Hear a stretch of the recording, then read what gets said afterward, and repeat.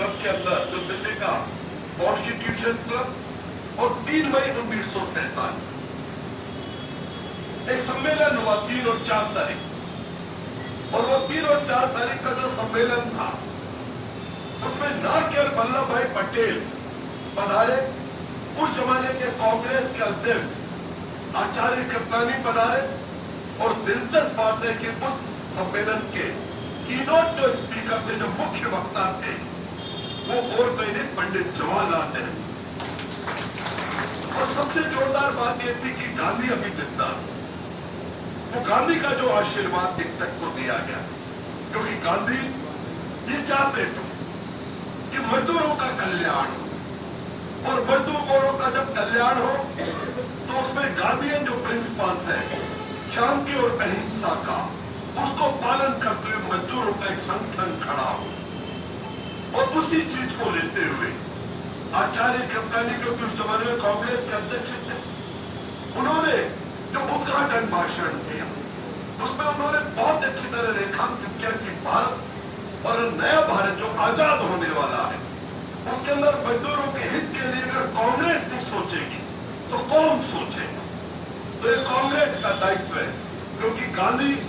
सिर्फ 1937 के अंदर जब पहली बार कांग्रेस की सरकारें बनी तो उस टाइम बिहार के, उत्तर प्रदेश के और कई सारे 7 राज्यों में हमारी सरकारें बनी।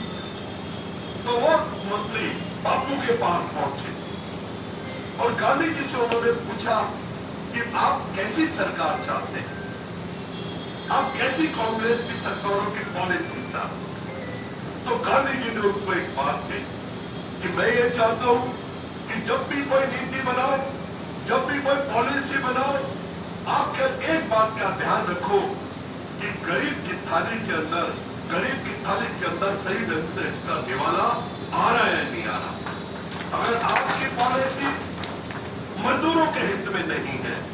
तो आप मान लीजिएगा कि इसमें कांग्रेस की पॉलिसी वो नहीं है। अगर आपकी पॉलिसी गरीब के हित में नहीं है तो मान लीजिएगा फिर कांग्रेस की पॉलिसी नहीं है। आपकी पॉलिसी अगर किसान के हित में नहीं है तो आप पक्का मान लीजिएगा फिर कांग्रेस की पॉलिसी नहीं है। और यही जो प्रिंसिपल्स है, इन्हीं प्रिंसिपल्स के चलते जब जगदीश रामजी श्रीमाली प्रदेश अध्यक्ष बनते हैं तो हमारा मुख्यमंत्री एक बात कहता अपने मंत्रियों को बुलाकर, श्रम मंत्री को विशेषकर बुलाकर, कि बात समझ लीजिएगा कि जो श्रीमाली जी कह रहे हैं, जो इंटक कह रही है, वो कांग्रेस की नीति कह रही है। तो आप जब भी कोई काम करेंगे तब तक श्रीमाली जी को कॉन्फिडेंस में नहीं लेंगे, तब तक वो काम आप नहीं करेंगे। क्योंकि कांग्रेस का अकीदा है कि कांग्रेस का हाथ मजदूर के साथ, अगर कांग्रेस